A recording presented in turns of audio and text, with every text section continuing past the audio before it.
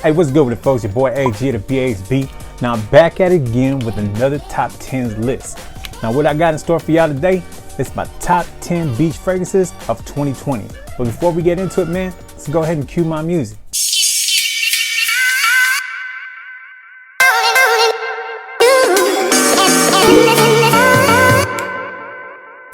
Hey, what's good with it, folks? Welcome back to the channel. If this is your first time here, welcome to Trailz. I'm your boy AG the BHB, or you can just call me AG. Now when it comes to beach fragrance, I normally like to go with stuff that is a little bit more tropical. So it's not going to be ones that you would find on my top 10 summers list. Well, I might have a couple of peppered here and there, but for the most part, man, it's anything that gives me some type of beach vibes or, you know, just like I said, tropical type fragrances. So let's go ahead and dive into the top 10, man. So for my number 10 spot, I have Tommy Bahama's Set Sail St. Barts.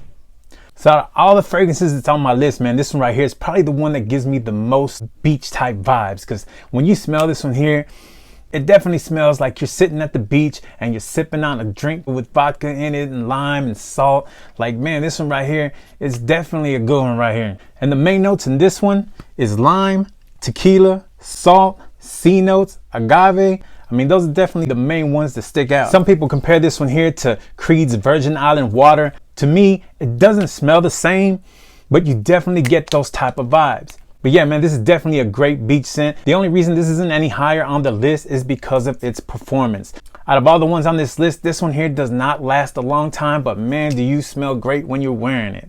So this is definitely one that I recommend. It's not that expensive either. You can pick this one up for cheap. So if you don't mind respraying, man, this is definitely a good one to wear while you're at the beach. So that was my number 10 spot, Tommy Bahama's Set Sail St. Bart. Now for my number 9 spot is one that is no stranger to those who have been in the community for a while. This one here is inspired by a Giorgio Armani fragrance that has been around for a long time. I'm sure by now some of y'all already guessed what it is, but if you don't know what I'm talking about, the fragrance that I'm speaking of is Perry Ellis 360 Red. And this is definitely an awesome fragrance for such a cheap price. And the fragrance that this is an inspiration of is Giorgio Armani's Aqua di Gio. So it doesn't smell exactly like the Aqua di Gio, but in my opinion, it actually smells better than the original Aqua di Gio because of the added spices that's in this one. So when you wear this one, man, you definitely get them ocean type vibes just like you do from the original Aqua di Gio. But the best part, it costs less, lasts longer, and it is one that I have you smelling good throughout the day. So this is definitely one that I recommend for the beach. For my number 9 spot, that was Perry Ellis 360 Red. So for my number 8 spot is John Varvatos Artisan Pure.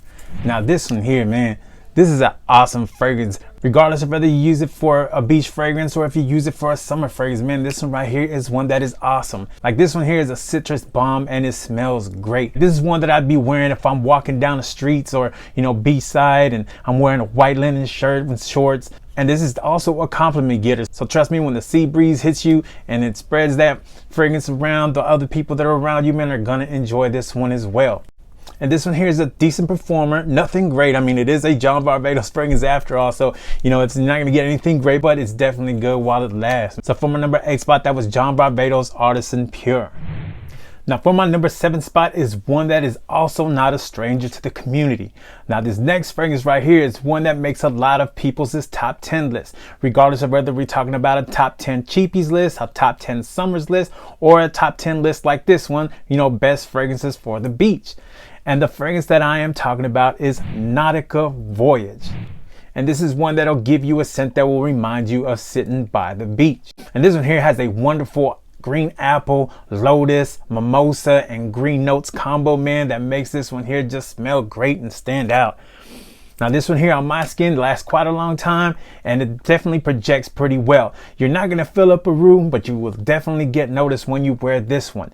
And the best part about it is that you can pick this one up for cheap. You can find this at discounters or online for anywhere between, you know, $15 to $20. As a matter of fact, a lot of times it's going to be a lot closer to that $15 mark. So this is definitely one that I recommend. So even if you're not at the beach, but you want to be reminded of that, man, go ahead and spray this one on and it'll take you right back there. So for my number 7 spot, man, that is Nautica Voyage. So for my number 6 spot is another fragrance that has a citrusy bomb opening. And this is one that is an inspiration of Creed's Millesime and Prial. So I'm sure by now some of y'all already know which one that I'm talking about, and that is Sean John's Unforgivable. Now I love this one right here, man. Like this one here definitely gives you a beach vibe with a lot of citruses and a rum note accordion here also that makes this one smell great. And like I said, man, this is one that was inspired by Creed's Millésime Imperial, so it definitely has that similar type vibe. Is it a really close clone of that one? Not in my book, but it's definitely very similar. And to me, in my opinion, this one here seems to have a little bit more of a saltier freshness to it than the original Millésime Imperial, but obviously doesn't smell anything as high quality as Creed's Millésime Imperial. The only downside to this one right here, man, is that it does not last very long. Performance wise, it's not great, and it's one that once it starts to die down that I don't mind respraying because this has an awesome opening to it. However, if you want something that's a lot closer to Creed's Millésime Imperial and lasts a whole lot longer than Millésime Imperial or that Sean John Unforgivable, then I would recommend that you go with Armaf's Club de Nuit Milestone, because this one right here is a lot closer to the original Millésime Imperial, and like I said, it performs a whole lot better. But the reason I picked Sean John's Unforgivable, it seems to have a more fresher and saltier opening. So that was my number 6 spot, is Sean John's Unforgivable. Now hopefully you've been enjoying this video. I'm trying to give y'all something a little more easier to consume, so I'm trying not to spend so much time on each fragrance. So if there's anything that I didn't go over, or that you have any questions on, man, go ahead and leave me a comment, man. I'll be sure to get back to you. If you would like to see a review on any of these, go ahead and let me know in the comments as well. And if you've been liking this video so far, man, go ahead and give me a like and go ahead and hit the subscribe button as well. So let's go ahead and get into my 5th spot. So for my number 5 spot, I got Versace Man Eau Fraiche. Now this Versace fragrance is one that is on a lot of people's top 10 summer lists. And rightfully so, man. This one right here has a beautiful Mediterranean type vibe. Now this one here opens up with notes of lemon, bergamot, and it also has carambola. To me, it definitely has a beach type vibe. And then when it dries down to a woody type base. But man, to me, it never loses its Mediterranean feel. Now this one here has different performance, so it's not gonna last a long time, but come on, let's be honest, man. And this is another one of those fragrances that I get a lot of compliments on. So for my number 5 spot, man, that is Versace Man Eau Fraiche. So for my number 4 spot is one that is relatively new to my collection. This is a 2020 release and a flanker to a fragrance that a lot of people already enjoy for the summertime. And the fragrance that I am talking about is Azzaro Chrome Aqua. Now this one right here has been a surprise to me, man. Because let's be honest, when it comes to the Azzaro Chrome flankers, they tend to release a lot of flankers and none of them are really anything to write home about. I mean, not that they're bad fragrances, don't get me wrong, but outside of Legend and Chrome United, there hasn't really been a whole lot that has just blew my mind. And I'm not saying that this is a mind-blowing fragrance either, but this is definitely one that stands out above the rest in my opinion. It's one of my favorite 2020 releases. And this one here has sea notes, grapefruit, vetiver, violet leaves. I mean, those are just some of the main notes that's in this one. You definitely get that aquatic type vibe, and it's a good performer at that. So this is one that I recommend. So for my number 4 spot, it is Azzaro's Chrome Aqua. So for my number 3 spot is one that might be a surprise to a lot of people as to how high this one is ranking on this list. But man, that's how much I enjoy this one. I mean, what can I say? I really love this one right here. And the fragrance that I am talking about is Lacoste L1212 Blanc or L1212 White. Now I really love this scent right here, man. This is one that I like to wear when I'm at the beach, or even if I'm not at the beach, man. If I'm just walking around the city or riding around the city and I got a white tee on, this is definitely one that I like to sport. This is one that I like to wear. I mean, it just has an awesome sweet opening to this one, man. And not ultra sweet, obviously. I wouldn't wear super sweet fragrances in the summertime, but it definitely has a light sweetness to it. And the opening on this one is pretty damn good in my opinion, man. I mean, you get grapefruit, ylang ylang, tuberose. Those are mainly the standout notes in this fragrance right here, but that combination, man, just smells awesome to me. And this one here has good performance as well, nothing great, but it's another one of those that I don't mind respraying if I need to respray. It's not that it's a weak fragrance, but after about a good 5 hours or so, man, I don't mind respraying this one all over again. So for my number 3 spot, that was Lacoste's L1212 Blanc or Lacoste's L1212 White. So for my number 2 spot is a Dolce&Gabbana fragrance. Which one am I talking about though? It's Dolce&Gabbana Light Blue Sun. I can almost hear some of the moaning and groaning from some of the people out there who were like, what? How would you not have light blue intense? Why would you have light blue sun? Well, truth be told, man, here as of late, this is one that I've really been enjoying a lot. And not that there's anything wrong with that light blue intense, so please don't feel offended that I didn't put it on here. But this is just definitely one that I've been enjoying a lot lately. I mean, to me, this is still very similar to that light blue intense. It's not as salty as that one, but it still smells very similar with like a light suntan lotion type vibe.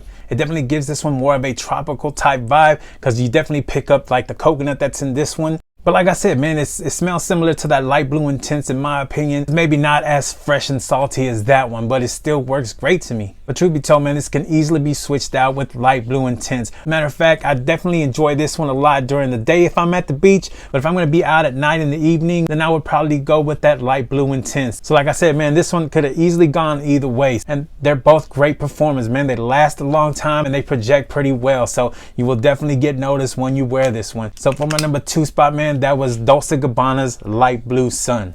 So for my number 1 spot, man, is none other than Bvlgari's Aqua Amara. Now this one here, man, I love this fragrance right here.